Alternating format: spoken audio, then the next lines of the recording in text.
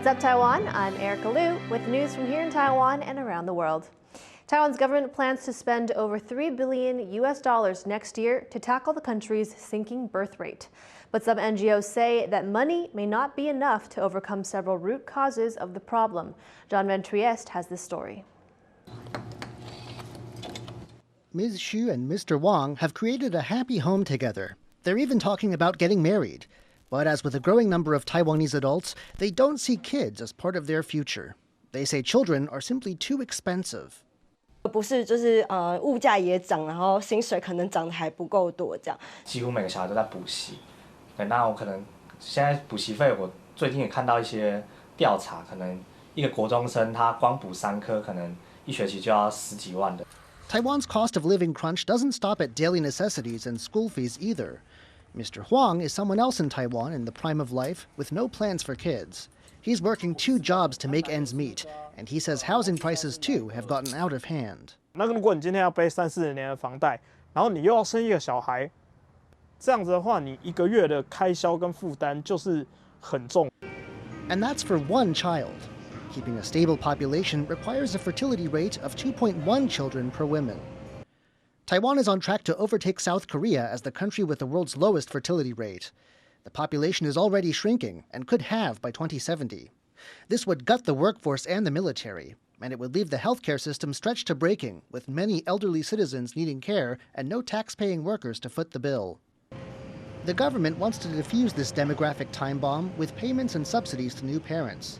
Next year's budget will include $3.7 billion in funding to get the birth rate up. But children's rights NGOs are skeptical this will get the job done.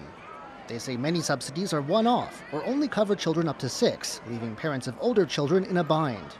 And then they say there are factors besides money that make people cautious about having children. 包括比如说育婴留停，这些弹性工时，这些种种所谓的号称友善育儿家长的政策，我会根本连申请都不敢提出来。我如果请了，会不会遭到白眼？在住家附近就可以找到保姆，而且是平价、安心、符合家长合理工时的，才可以让爸妈生了孩子之后不用因为照顾小孩而辞职。Some candidates in January's presidential election have their own ideas about how to tackle the problem, ideas that don't all involve handing out money. These include expanding access to childcare and taxing investment properties that keep housing prices high. If extra spending like next year's $3 billion doesn't work, it'll be up to more radical ideas to ensure Taiwan has a future. Alex Chen and John Van Trieste for TaiwanPlus. A team from Taiwan's Fengjia University has successfully launched a research rocket.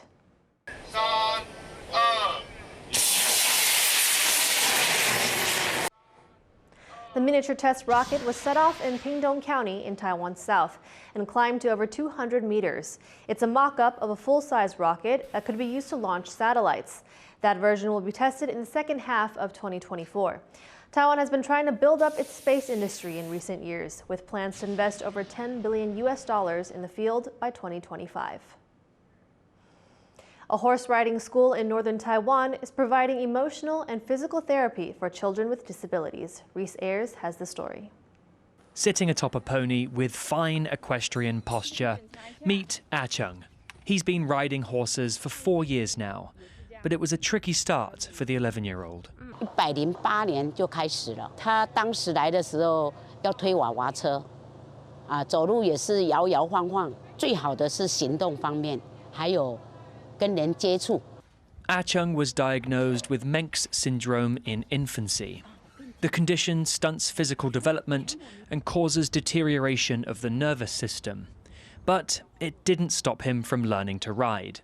Chung is just one of many children with disabilities seeking therapy and rehabilitation from the Therapeutic Riding Center of Taiwan in Taoyuan, in the north of the country. The center holds over 70 classes each month for children with conditions ranging from autism to ADHD and cerebral palsy. But running the riding school is no easy feat. 目前马场在经营上面其实也是很挑战的，因为这是一个高人力、高成本的活动。但是马匹带给他们的，无论是生理的改变跟心理的改变，非常非常的重要。The center relies heavily on donations to keep running, and with low salaries and rigorous training, staffing the school has been difficult. For students like Ah-chung, equestrian classes have been an invaluable part of their physical and emotional therapy, a journey that could be jeopardized without more funding to keep it going. Kamashu and Rises for TaiwanPlus. German artist Franziska Fennert, known for her use of recycled materials, is visiting Taiwan for the first time. Based in Indonesia, Fennert has long called for a more sustainable economy and is now bringing her message to Taiwan. Yu Jinghuang reports. Carving an Indonesian puppet out of an unconventional material, sheets of recycled plastic. This is part of a workshop by artist Franziska Fennert. The German artist has long called Indonesia home, making a name for herself as an outspoken critic of the harms of global capitalism. Her use of recycled materials reflects this, and her hope for a more sustainable economy. Now she's sharing that philosophy here in Taiwan. Waste is a resource, and in waste we find the key to heal capitalism, to make it holistic, so to give life and reconceptualizing all kinds of materials that people don't want anymore. This is Fennert's first time in Taiwan. Aside from holding workshops, she's also running a solo show in Taipei. Among the works on display, these paintings of natural scenes. But look closely, and you can see man-made waste littering the landscapes. Also on display are these sculptures made from a very special medium called plastic stones. These stones are made out of plastic waste and are the material used for this art project, Monument of Anthropocene. The monument marks a milestone for Fennert. She's working with scientists, architects, and residents to build it in Indonesia's Yogyakarta region. It will be a multifunctional structure that features Fennert's sculptures, and its artistic form comes with valuable function. It will also serve as a recycling station for locals.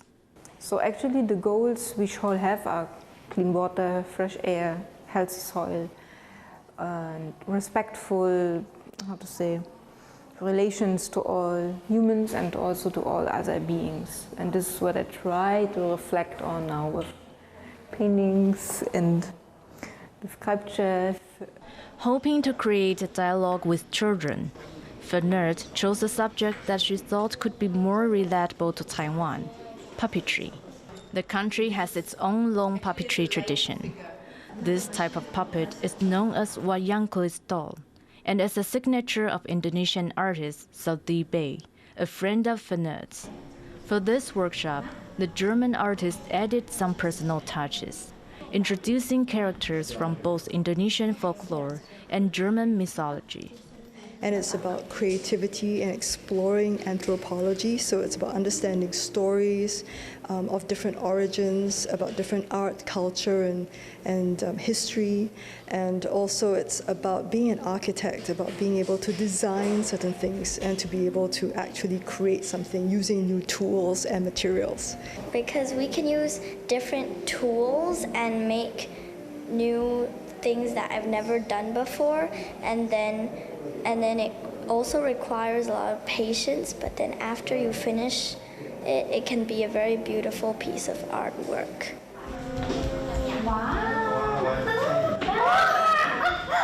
No one workshop can change these children's futures, but Fennert hopes that her ideas can spark the younger generation's imaginations and lead to a future where garbage is no longer a blight on the environment.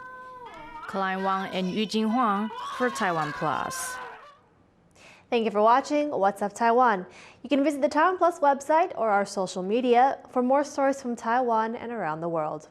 Finally today, we leave you with images of a box cart race in Argentina. I'm Erica Liu. Take care and see you next time.